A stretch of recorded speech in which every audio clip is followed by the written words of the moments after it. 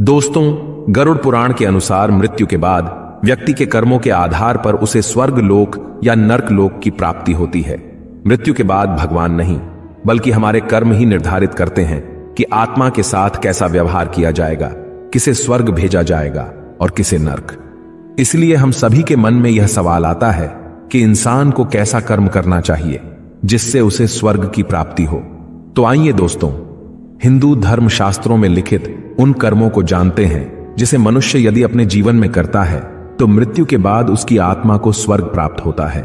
इसके साथ ही साथ गरुड़ पुराण और भगवत गीता में स्वर्ग प्राप्ति के लिए जो उपाय बताए गए हैं वह भी आप इस वीडियो में जानेंगे। नमस्कार दोस्तों, स्वागत है आपका हमारे चैनल में। दोस्तों, इन कर्मों में सबसे पहले स्थान पर आता है गंगा स्नान। वेदों में कहा गया है कि गंगा स्नान करने से व्यक्ति के सारे पाप कर्म धुल जाते हैं।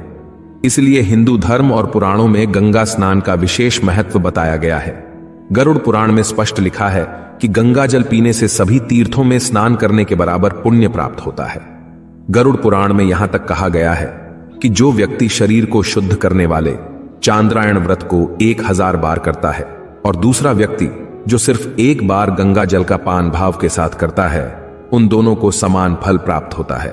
शास्त्रों के अनुसार वह व्यक्ति जो पूर्णिमा के दिन गंगा स्नान करके अपने पाप कर्मों के लिए प्रायश्चित स्वरूप मां गंगा से प्रार्थना करता है तो उनके सारे पाप कर्म धुल जाते हैं। दोस्तों, नर्क के कष्टों से बचने के लिए शास्त्रों में लिखित दूसरा उपाय है विष्णु सहस्त्र नाम या रामचरितमानस का नियमित पाठ। गरुड़ पुराण के अनुसार जो व्यक्ति नियमित रूप से विष्णु सहस्त्र नाम का पाठ करता है उसे नर्क के कष्टों से छुटकारा ही नहीं मिलता बल्कि उसे मोक्ष प्राप्त होता है।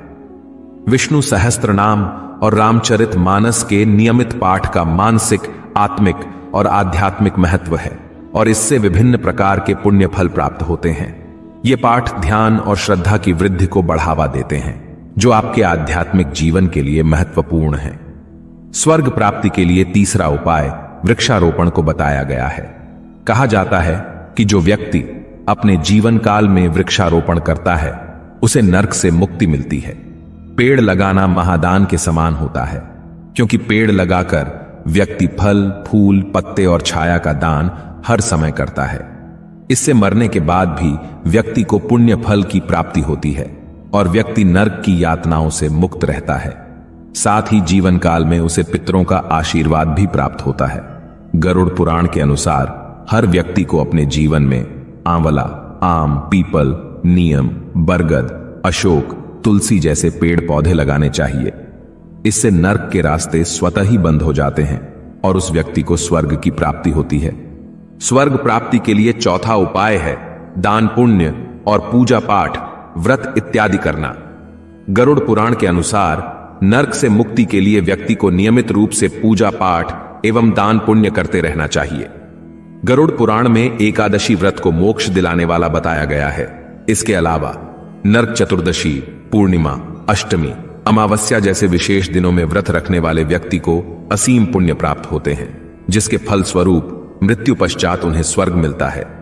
इसके साथ ही पुण्य कर्मों में श्रेष्ठ ब्राह्मण भोज, हवन, कन्यादान इत्यादि करने से भी स्वर्ग की प्राप्ति होती है। दोस्तों, भगवत गीता में स्वर्ग प्राप्ति के लिए मुख्य रूप से 3 मार्ग बताए गए हैं। पहला मार्ग है कर्मयोग का। भगवत गीता में कहा गया है कि कर्मयोग का पालन करके भी स्वर्ग प्राप्ति संभव है। इसमें कहा जाता है कि आपको अपने कर्मों को निष्काम भाव से करना चाहिए, अर्थात फल की आकांक्षा किए बिना। यदि आप कर्मयोग के माध्यम से अपने कर्मों को समर्पित रूप से भगवान के लिए करते हैं तो निश्चित ही आपको स्वर्ग ही नहीं बल्कि मोक्ष प्राप्त होगा। दूसरा मार्ग है भक्ति योग का। गीता में यह भी कहा गया है कि भगवान की भक्ति करने वाले व्यक्ति को स्वर्ग की प्राप्ति होती है। तीसरा है ज्ञान योग का। ज्ञान योग के अनुसार आत्मा के बारे में ज्ञान प्राप्त करके भी स्वर्ग की प्राप्ति संभव है। इसमें कहा जाता है कि आपको आत्मा के असली स्वरूप को समझना होगा और ब्रह्म के एकत्व में अपने आप को पूर्णतः विलय करना होगा। दोस्तों, हिंदू धर्म शास्त्रों में इन कर्मों के अलावा बताया गया है कि स्वर्ग प्राप्ति के लिए व्यक्ति को अपनी 5 इंद्रियों को संयमित रखना चाहिए। पत्नी के अलावा उन्हें दुनिया की सारी महिलाओं को माता, बहन और पुत्री की नजर से ही देखना चाहिए। इतना ही नहीं, जो लोग दूसरों की सुविधा के लिए कुआं, तालाब, प्याऊ का इंतजाम करते हैं, दान पुण्य करते हैं, उन्हें भी स्वर्ग मिलता है। शास्त्रों के अनुसार अन्न और जल का दान करना, किसी की क्षुधा पूर्ति कराना बहुत ही पुण्य का कार्य माना गया है। वहीं दूसरी तरफ शास्त्रों में यह भी बताया गया है कि दूसरों की लाचारी का फायदा उठाने वाले, दूसरों को नुकसान पहुंचाने वाले, अपने बड़ों का अपमान करने वाले लोगों को नरक में जगह मिलती है। गरीब, बीमार, असहाय, अनाथ और बुजुर्गों को कष्ट देने वाले लोगों की नरक में बहुत ही बुरी स्थिति होती है। इसके अलावा पितरों का श्राद्ध न करने वाले, पैसों के लिए अधर्म करने वाले, दूसरों के पैसों को हथियाने वाले लोगों को नरक ही नसीब होता है। दोस्तों, गरुड़ पुराण वैष्णव संप्रदाय से संबंधित एक महापुराण है। यह सनातन धर्म में मृत्यु के बाद सद्गति प्रदान करने वाला माना गया है। आइए अब जानते हैं कि व्यक्ति के कर्म और मृत्यु के बाद स्वर्ग प्राप्ति के विषय में गरुड़ महापुराण क्या कहता है। गरुड़ पुराण के अनुसार ऐसे लोग जो दूसरों के बारे में सोचते हैं और जीवन भर परोपकार करते हैं, उन्हें मृत्यु के पश्चात बिना किसी संदेह के स्वर्ग में स्थान मिलता है।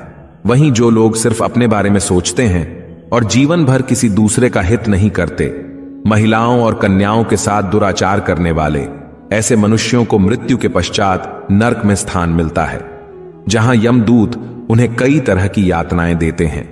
भगवान विष्णु बताते हैं कि जिन आत्माओं को स्वर्ग में स्थान मिलता है, उन्हें यमराज स्वयं अपने भवन से स्वर्ग के द्वार तक छोड़ने जाते हैं, जहां अप्सराएं उनका स्वागत करती हैं, और नरक जाने वाली आत्माओं को ऐसे कष्ट दिए जाते हैं जिनका मुंह से वर्णन ही नहीं किया जा सकता।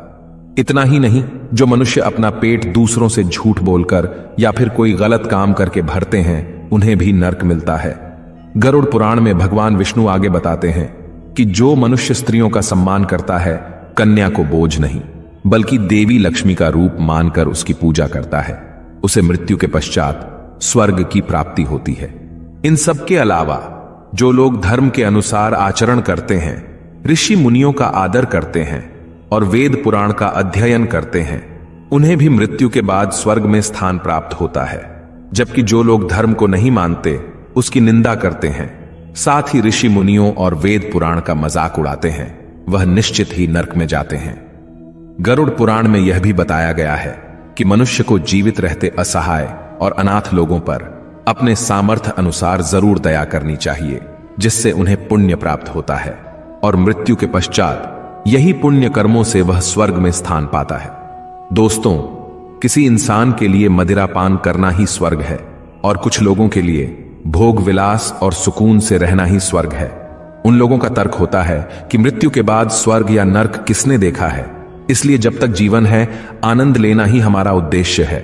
मनुष्यों की यही मानसिकता उन्हें जन्मों के काल चक्र से मुक्त नहीं करा सकती और वो अपनी इन्हीं अभिलाषाओं के कारण जन्म जन्मांतर तक अलग अलग योनि में भटकते रहते हैं। ये लोग मरने के बाद फिर से नरक जाते हैं, कष्ट पाते हैं और फिर एक नई योनि में इसी मृत्युलोक में कष्ट पाने के लिए छोड़ दिए जाते हैं। दोस्तों, आशा करता हूं कि आपको ये बातें समझ आ गई होंगी कि स्वर्ग जाने के लिए कैसे कर्म करने चाहिए और नरक से बचने के उपाय क्या हैं। अगर ये बातें आपको समझ आई हों तो वीडियो को लाइक करें और अपने बंधु बांधवों को शेयर करें। गरुड़ पुराण का आज का ये सफर फिलहाल यही खत्म होता है, लेकिन इस पुराण में जीवन और मृत्यु से जुड़ी और भी कई बातें बताई गई हैं, जिनके बारे में हम आपको पहले भी बताते रहे हैं और आगे भी बताते रहेंगे। अगर आपको हमारी आज की यह वीडियो पसंद आई हो तो इसे ज्यादा से ज्यादा लाइक और शेयर करें।